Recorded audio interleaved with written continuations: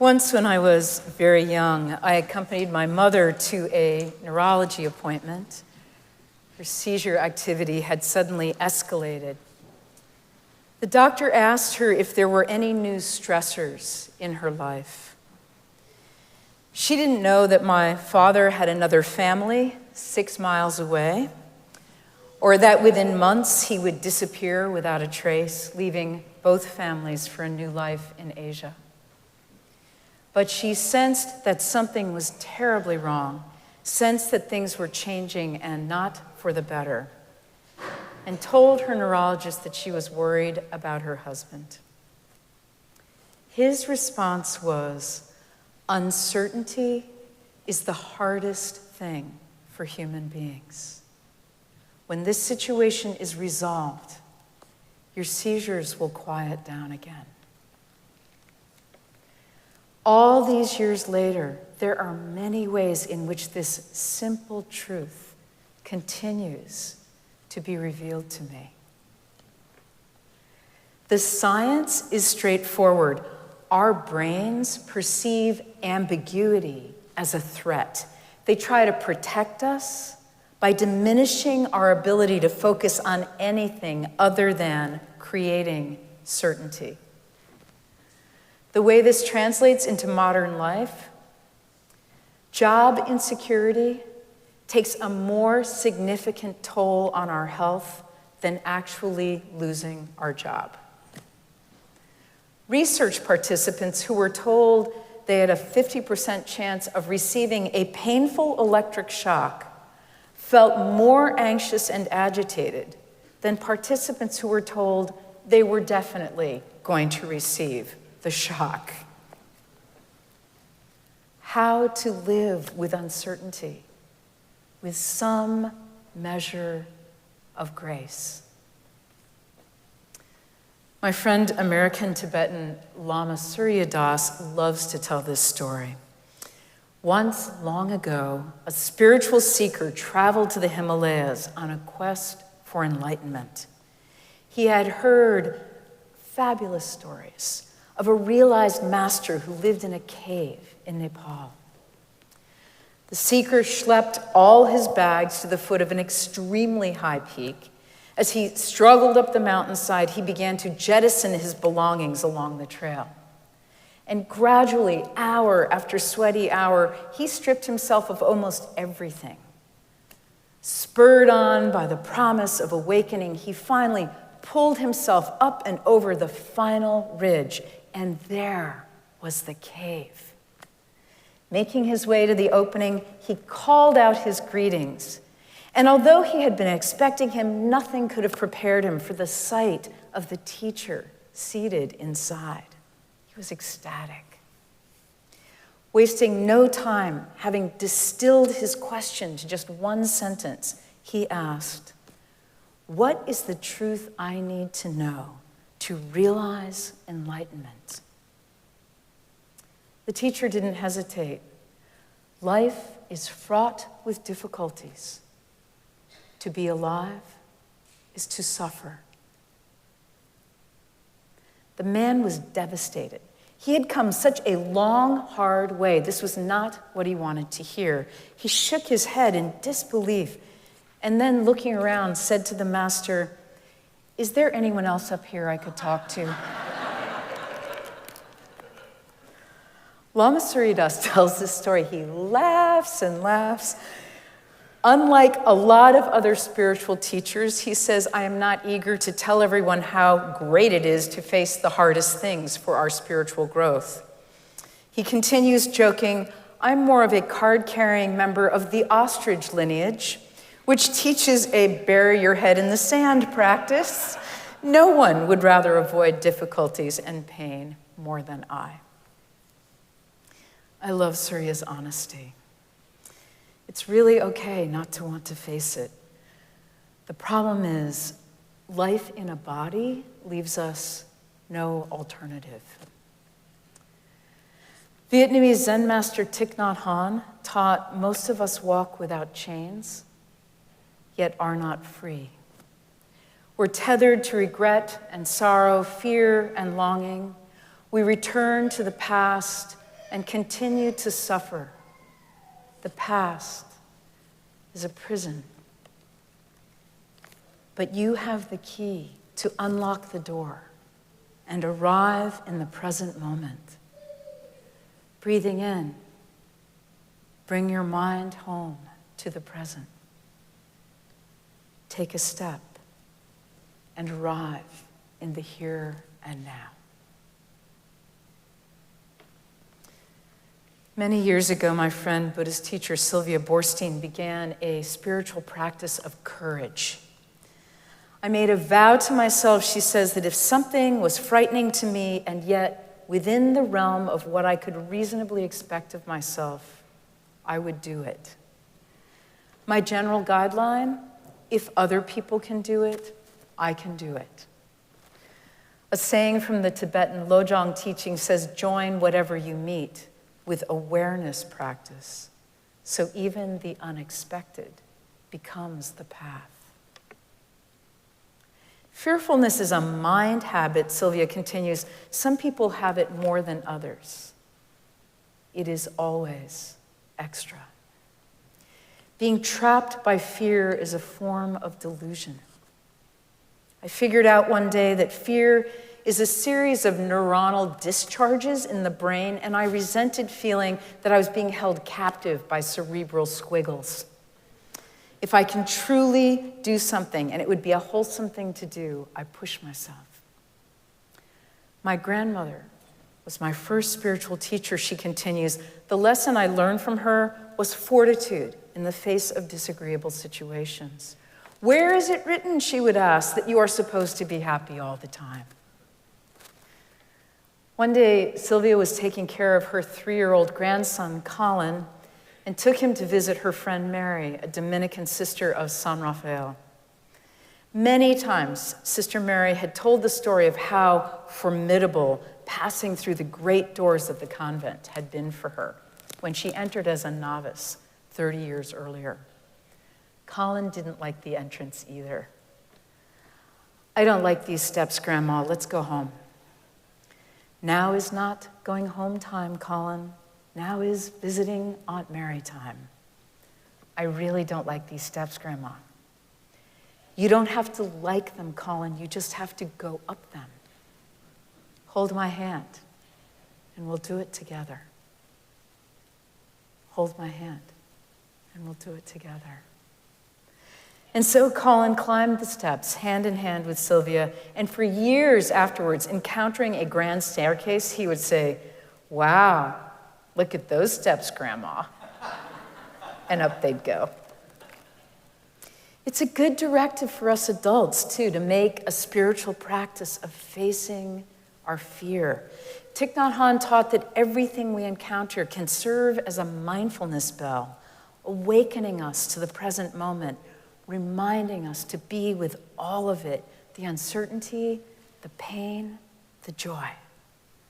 Another gem from the Lojong teachings, join whatever you meet with awareness practice, so even the unexpected becomes the path. It's all grist for the spiritual mill. Lama Surya Das writes, adversity offers the remarkable spiritual benefit of challenging our tendency to cling to the wanted and avoid the unwanted. We can make use of adversity and so become less fascinated by transient, unreliable, worldly things and more engaged with perennial spiritual values. Our spiritual path consists of all the circumstances of our lives, the beautiful and terrible things that befall us. The obstructions, adversity, are not in the way of the path. They are the path. They are the spiritual path. The only way out is through. Dr. Christine Carter is an author and senior fellow at the Greater Good Science Center in Berkeley, California. She offers this perspective I have never considered. There are entire industries, she writes, whose business plan is to fill in the blanks of our future. From fundamentalist religions to astrology apps, they're all designed to counter anxiety by dictating absolute truths and unambiguous rules. But while evolution rigged our brains to resist ambiguity, we need to learn to live with it. Mathematician John Allen Paulos says, uncertainty is the only certainty there is. Learning how to live with insecurity is the only security. When we feel overwhelmed by uncertainty, we can end up trapped in a narrative that we're helpless. Of course, we want someone to save us from our misery, but our loved ones who want to don their superhero capes and rescue us, and of course they do because it feels great to help someone else, they tend to be better enablers than saviors. Dr. Carter writes, rescuers tend to give us permission to avoid taking responsibility for our own lives. When things go sideways and suddenly there's a lot of uncertainty, the companionship we need is spiritual companionship. It's friends, helping professionals who see us as up to the task of meeting our challenges. There are 3 directives for living with uncertainty that I have found especially helpful. They are, don't resist, don't believe everything you think, and take care of yourself. Number 1, don't resist.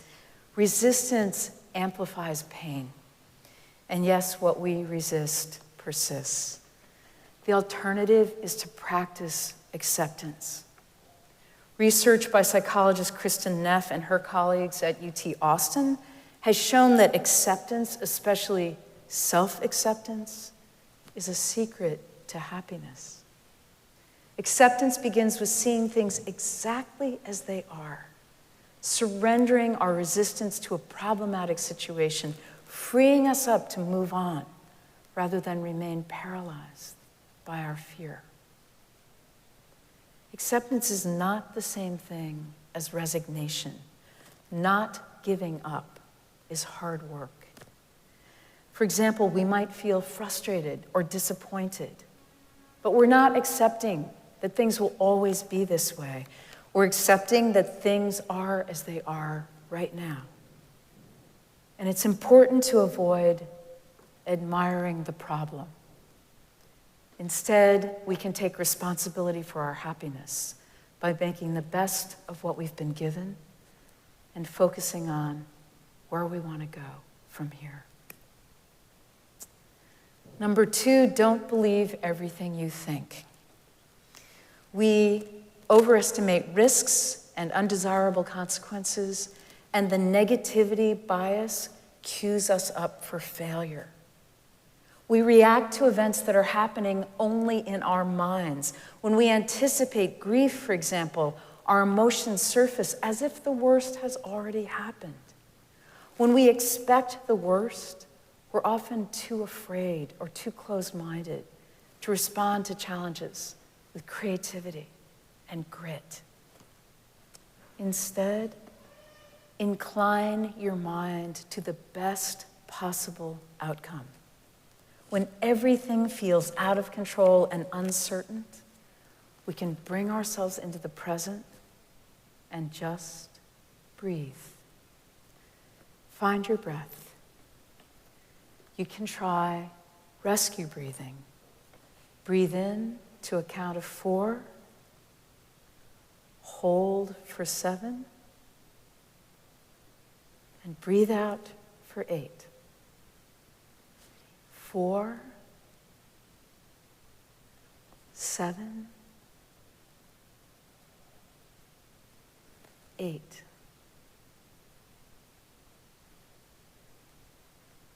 Or activate your VOO, saying VOO out loud on the out breath. In, VOO. In, VOO. calm yourself down, quiet your reactivity, and head back to acceptance. And number 3, take care of yourself.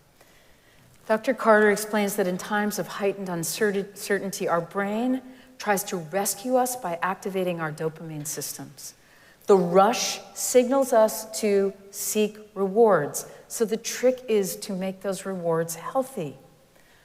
Another glass of wine, scrolling, shopping, or eating the whole pan of brownies have nothing on calling a friend, getting outside, resting with a good book, or petting the resident four-footed.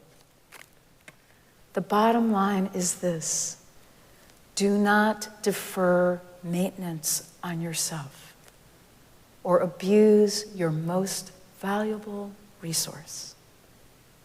We need to care for ourselves with sleep, nutritious food and drink, and nourish ourselves by spending time together. Get yourself suited up for self-care, including care from others and care for others. And remember joy. American poet and activist June Jordan wrote, "I must undertake to love myself and to respect myself as though my very life depends on self-love and self-respect." Buddhist teacher Kara Jewel Lingo writes, "What can be so stressful in moments of challenge or change is to feel caught off guard, unprepared, out of control. But if we shift our perspective right in the middle of the free fall, we can maintain our internal balance and touch the many resources we already have to meet the unexpected. We can learn to do this, both as individuals and as a community." Beloved spiritual companions, uncertainty is the hardest thing for human beings, but we can choose to live with it with some measure of grace.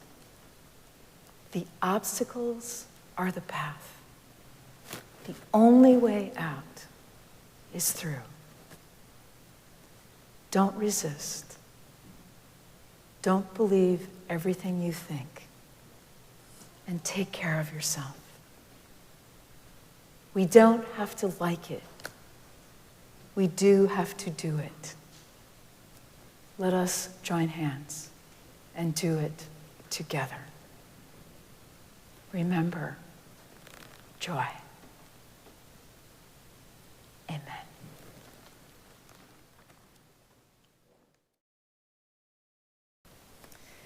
And now for our benediction, I invite you to put your hand over your heart in Namaste.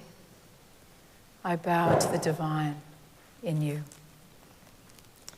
Adapted from the words of W.E.B. Du Bois, born in 1868, co-founder of the NAACP, and the first African American to earn a doctorate from Harvard.